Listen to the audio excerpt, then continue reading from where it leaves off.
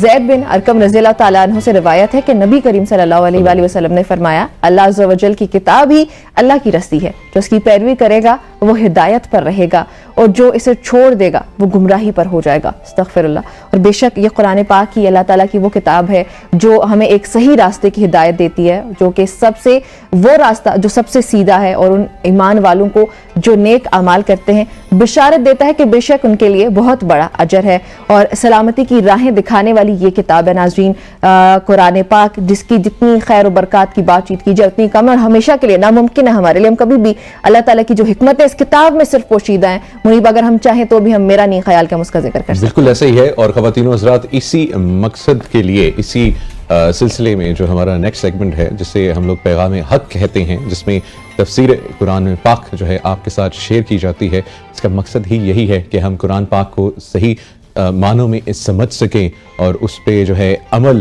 کر سکیں۔ اور آج خواتین و حضرات انشاءاللہ جو ہے چوتھے پارے کی تفسیر آپ کے لیے جو ہے وہ پیش کریں گے پیغام حق میں، اور اسی کے ساتھ میرے خیال سے ہم اجازت بھی لیتے ہیں۔ ہم اجازت بھی لیتے ہیں اپنے ناظرین سے، ہمیں اپنی دعاؤں میں بھی ضرور یاد رکھیے گا ناظرین۔ ہم آپ سے اجازت چاہتے ہیں پیغام حق کے ساتھ۔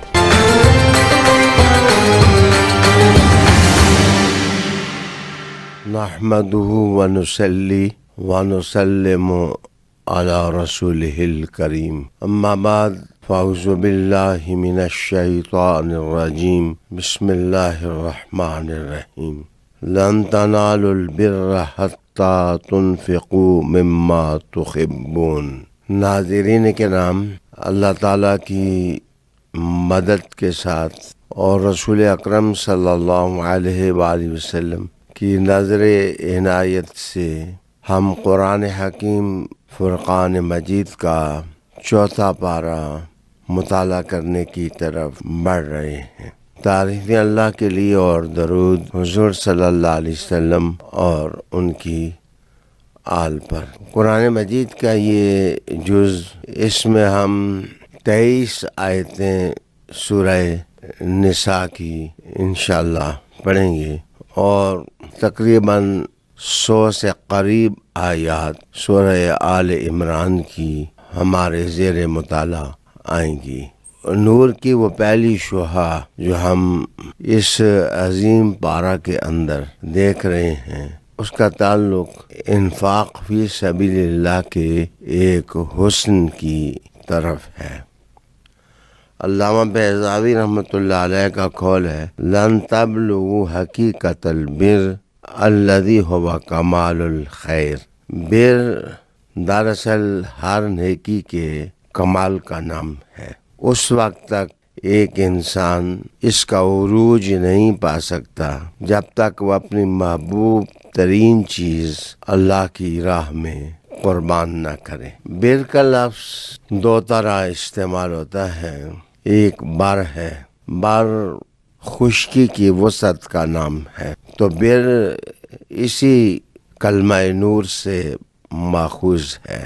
جس طرح صحراؤں کی وسعت اور خشکیوں کی وسعت کو بر سے تعبیر کر دیا جاتا ہے، ایسا نیک کام جو انسان کی زندگی میں خوشگوار، بھرپور اور وسیع نتائج پیدا کرے، اسے بر سے تعبیر کر دیا جاتا ہے۔ بر کا کمال پانے کے لیے قرآن حکیم نے یہ نسخہ کیمیا دیا کہ تم اپنی محبوب ترین چیزوں کو اللہ کی راہ میں قربان کرو۔ مفسرین نے شان نزول کی طرف بھی اشارہ کیا ہے کہ ابو طلحہ انصاری رضی اللہ تعالی عنہ کا ایک خوبصورت باغ تھا جس میں شفاف پانی کے چشمے تھے۔ رسالت محمد صلی اللہ علیہ وسلم وقتاً فوقتاً اس میں تشریف لاتے تھے۔ جب اس آیہ کریمہ کا ورود ہوا تو آپ نے وہ سارا باغ اللہ کی راہ میں خرچ کر دیا۔ رسالت محمد صلی اللہ علیہ وآلہ وسلم نے خوبصورت الفاظ کی سند دی کہ ابو طلحہ انصاری نے نیکی کا کمال پا لیا اور اس کا سودا نافع ہوا۔ نیکی کے تصورات کے بعد قرآن حکیم ایک اہم عنوان کو چھوتا ہے۔ کسی آدمی نے اپنے محبوب کو کہا تھا کہ وہ گل رخ ہے، وہ گل جبیں ہے اور وہ گل حسن ہے۔ قرآن مجید کے ان الفاظ کو جس وقت دیکھو تو ایسے لگتا ہے کہ حرف حرف گل ہے، سطر سطر پھول ہے۔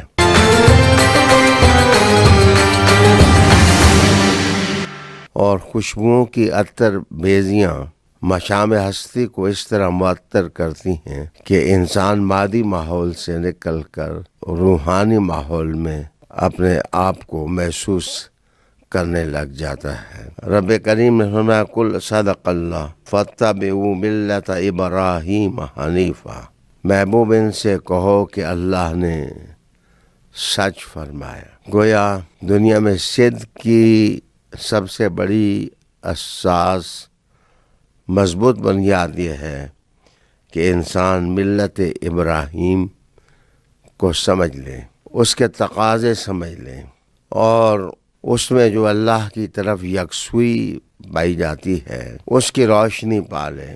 قرآن مجید نے یہ کہہ کر برجستہ کہا وما کان من المشرکین، ابراہیم علیہ السلام کو شرک سے سخت نفرت تھی۔ دراصل یہ تربیت کا وہ ماحول ہے جو قرآن حکیم اپنے قاری کو دیتا ہے کہ وہ اللہ کی ذات کے سوا کسی کو معبود نہ جانے اور کسی کو بھی اللہ کا شریک نہ جانے۔ ملت ابراہیمی کی بات جس وقت شروع ہوئی تو ساتھ ہی پھر خانہ کعبہ شریف کی عظمت مآب تاریخ کی طرف وسیع اشارات کیے گئے۔ ان اول بیت وضع للناس للذی ببکۃ مبارکہ، کہ وہ پہلا گھر جو لوگوں کے لیے زمین پر بنایا گیا وہ بکہ مبارکہ ہے۔ کہتے ہیں جو نماز پڑھنے کی جگہ ہے وہ بکہ ہے اور پورا شہر جو ہے وہ مکہ کہلاتا ہے۔ پھر اس گھر کو برکتوں والا کہا گیا، وہدی للعالمین کہا گیا کہ فی آیات بینات، اس میں روشن نشانیاں ہیں۔ مقام ابراہیم علیہ السلام کے نقوش پاک کی روشنی قرآن مجید نے قارئین کے سامنے رکھی اور کہا کہ ومن دخلہ کان آمنا۔ سب سے بڑا اعزاز اس گھر کا یہ ہے کہ یہ امن کا گہوارہ ہے۔ پھر حج کا حکم ہوا اور دین ابراہیم کے نشانات بیان کرنے کے بعد قرآن مجید نے اہل کتاب کو اس بات سے منع کیا کہ وہ ادیان میں ٹیڑھے راستے کیوں تلاش کرتے ہیں، انہیں صراط مستقیم کا جویا ہونا چاہیے۔ ناظرین، قرآن مجید نے ایک حیرت ناک نکتہ اٹھایا، وَكَيْفَ تَكْفُرُونَ وَأَنْتُمْ تُتْلَى عَلَيْكُمْ آیات اللہ وَفِيكُمْ رسول۔ یہ لوگ کس طرح کفر کے اندھیروں میں جا الجھتے ہیں جبکہ ان پر اللہ کی آیات کی تلاوت کی جاتی ہے، خصوصاً رسول معظم جیسے عظیم رسول، مرشد اور معلم ان کے درمیان موجود ہیں۔ ان کی شفقتیں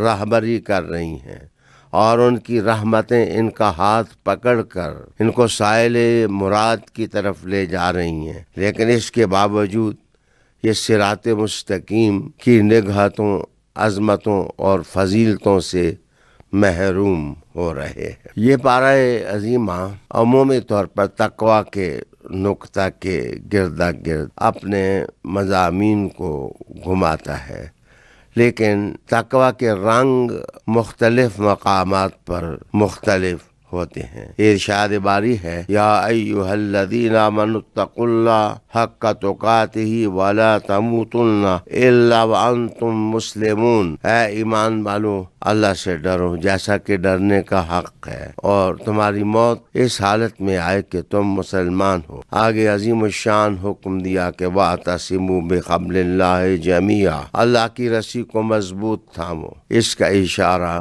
خدا کے دین کو پختہ پکڑنے سے بھی ہے قرآن حکیم کتاب مجید کی تعلیمات پر کاربند رہنے سے بھی ہے، اور اتفاق اور اتحاد کی برکتوں سے بھی ہے، اس لیے کہ فوراً کہا گیا وَلَا تَفَرَّقُوا کہ تم لوگ فرقہ بازی نہ کرو۔ وَاذْكُرُوا نِعْمَةَ اللَّهِ عَلَيْكُمْ إِذْ كُنْتُمْ أَعْدَاءً فَأَلَّفَ بَيْنَ قُلُوبِكُمْ فَأَصْبَحْتُمْ بِنِعْمَتِهِ إِخْوَانًا۔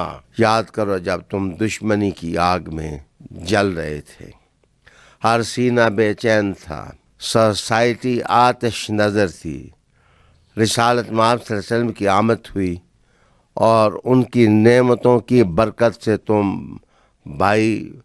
بائی ہو گئے، اور پھر قرآن مجید نے حکم دیا کہ تم ایک ایسی جماعت ضرور ہونی چاہیے جو نیکی کا حکم دیتی رہے اور برائی سے منع کرتی رہے۔ کہا گیا کہ تم سے پہلے لوگ تفرقہ بازی کا شکار ہوئے، غلامان رسول تم فرقہ بازی کا شکار نہ ہونا، ہمیشہ وحدت کی اہمیت کو سمجھتے رہنا۔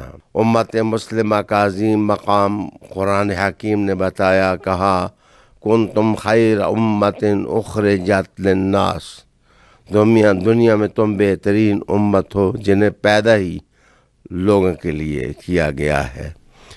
تم نیکی کا حکم دیتے ہو، برائی سے منع کرتے ہو، سب سے بڑھ کر یہ کہ تم ایمان کی اقدار کے محافظ اور نگہبان ہو۔ امت مسلمہ کو ان کا فرض منصبی یاد کرایا گیا تاکہ دنیا میں ان کا رہنا سہنا ذاتی نہ ہو، بلکہ وہ سمجھیں کہ ایک خدا کے بندے ہیں وہ، اور بندگان خدا کی جماعت کی حیثیت سے وہ زندگی گزار رہے ہیں، اور ان کے سربراہ محمد صلی اللہ علیہ وسلم ہیں جو ان پر سایہ شفقت اللہ کی طرف سے میسر کر رہے ہیں۔ رب کریم نے کہا وہ اقوام جنہوں نے اللہ کے احکام کا خیال نہیں کیا وہ ذلیل ہوئیں اور ذلت ان کا مقدر بن گیا۔ ناظرین کرام، قوموں کے لیے بہت ضروری ہوتا ہے کہ جو قومی راز ہیں ان کی حفاظت کی جائے۔ جو قوم اس اہمیت کو نہیں سمجھتی وہ جو لگائے حیات میں ذلیل اور بیکار اور پسماندہ ہو جاتی ہے۔ ارشاد باری ہے، یا ایھا الذین آمنوا لا تتخذوا بطانۃ من دونکم لا یعلونکم خبالا، اے ایمان والو تم دوسرے لوگوں کو رازدان نہ بناؤ، یعنی تمہاری دوستیوں کی آماجگاہ وہ لوگ نہیں ہونے چاہیے جو اسلام دشمن ہیں اور دین دشمن ہیں۔ ناظرین کرام، یہاں سے ایک طویل سلسلہ اس صورت کا شروع ہوتا ہے، غزوہ احد کے اسباب کے بیان کرنے کا، ان مناظر کا جو پیش آئے، اس کے اثرات جو قومی اور ملی زندگی پر پڑے، مہاجرین کا کردار اس میں کیا رہا اور انصار نے کس طرح ٹوٹ کر قربانیاں دیں۔ زیادہ کردار ابھارا گیا منافقین کا کہ انہوں نے مسلمانوں میں تفرقہ پیدا کرنے کے لیے اور کمزوری پیدا کرنے کے لیے ان کو بکھیرنا چاہا، بزدلی دکھانا چاہی۔ یہاں پر قرآن مجید نے ایک جنگی تجزیہ اپنے قاری کے سامنے پیش کیا کہ کیا چیزیں انسان کو کمزور کر دیتی ہیں اور کیا چیزیں انسان کو عروج کی طرف لے جاتی ہیں۔ وہ قومیں جن کے ساتھ پالا پڑ رہا تھا ان میں ایک بری عادت تھی کہ وہ سود خوار تھے، اس لیے قرآن حکیم نے یہ کہا، یا ایھا الذین آمنوا لا تاکلوا الربا اضعافا مضاعفا واتقوا اللہ لعلکم تفلحون، سود نہ کھایا جائے۔ سود بالآخر انسانی سوسائٹی کو اپاہج کر کے رکھ دیتا ہے، اور مخلوق الحال انسان کسی مذہب کی عظمت کو پانے کے قابل ہی نہیں رہتے۔ انسانیت بے دردی کے ساتھ حیوانیت کے دائروں میں داخل ہو جاتی ہے۔ پہلے لوگ، ان میں کچھ لوگ متقی بھی گزرے، قرآن مجید نے ان کی تعریف کی کہ جو اللہ والے لوگ تھے انہوں نے ہمیشہ خدا کے احکام کی روشنی میں زندگی گزارنے کی کوشش کی۔ ایسے ہوا کہ ایک موقع پر مسلمانوں کو منافقین نے جب دیکھا کہ وہ باہم شیر و شکر بیٹھے ہیں اور ان کی محبت کے انداز آسمانی رحمتوں کو دعوت دے رہے ہیں، تو کچھ لوگوں نے کوشش کی کہ ان میں جھگڑا ہو جائے، وسوسے ان میں جنم لیں، تو قرآن مجید نے ان کی تربیت کی۔ یا ایھا الذین آمنوا ان تطیعوا الذین کفروا یردوکم علی اعقابکم فتنقلبوا خاسرین، اگر تم ان لوگوں کی اطاعت کرو گے یہ تمہیں پلٹا دیں گے کفر کی طرف۔ یہی مضامین یہ صورت لے کر آگے بڑھتی ہے۔ پھر آزمائش، امتحان، پھر شیطان کس طرح اپنا برا کردار ادا کرتا ہے، یہ سب چیزیں بیان کی جاتی ہیں۔ پھر جنگیں جس طرح جیتی جاتی ہیں ان کی حکمت کی طرف بھی قرآن مجید اشارہ کرتا ہے۔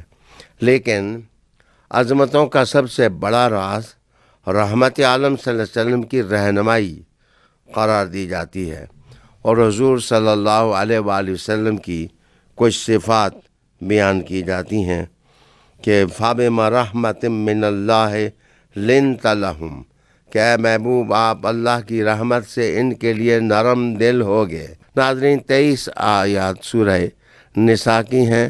سورہ نساء کی جو 23 آیات یہاں اس پارہ کے اندر بیان ہوئیں، ان میں گھریلو زندگی کا نقشہ کھینچا گیا۔ اصل میں گھریلو زندگی ہی پہلا گہوارہ ہوتا ہے، یہی کشت اول ہوتی ہے، جہاں مردان کار تیار ہوتے ہیں، یہیں عقیدہ سازی ہوتی ہے، یہیں عمل سازی ہوتی ہے۔ تو سورہ نساء تقوی کے مضامین کے ساتھ گھریلو زندگی کو اہمیت دے کر اسی کے مسائل کو شروع کرتا ہے، اور عورتوں کو خاص اہمیت دی جاتی ہے۔ پھر یتیموں کے حقوق دینے کی تحریض دلائی جاتی ہے، خصوصاً غزوہ احد میں جو یتیم ہو گئے لوگ تھے۔ اگر اسلام ایک پسماندہ معاشرہ میں یتیم کے سر پر ہاتھ رکھنے کا جذبہ پیدا نہ کرتا تو مشکلات کی بھٹی سے گزرنا مسلمانوں کے لیے مشکل ہو جاتا۔ وراثت کا قانون جو ہے وہ بیان کیا گیا، اور اس ندرت کے ساتھ بیان کیا گیا کہ آج بھی وراثت کا اسلامی قانون دنیا کی قوموں کے لیے وہ خاص کشش رکھتا ہے کہ اموال کی تقسیم میں اسلام نے کتنی اہمیت والا قانون دیا۔ اس کے بعد نکاح کے مسائل ہیں، کچھ رشتے بتائے گئے ہیں کہ وہاں نکاح نہیں ہو سکتے، محرمات کا بیان ہے۔ انہی مضامین کے ساتھ یہ پارہ ختم ہو جاتا ہے۔ دراصل یہ ایک پھول ہے غنچے کی طرح۔ سورہ نساء شگفتہ پھول 5ویں پارے میں جا کر نظر آتی ہے۔ اللہ تعالی ہمیں قرآن حکیم پر عمل کرنے کی توفیق عطا فرمائے۔ وآخر دعوانا ان الحمد للہ۔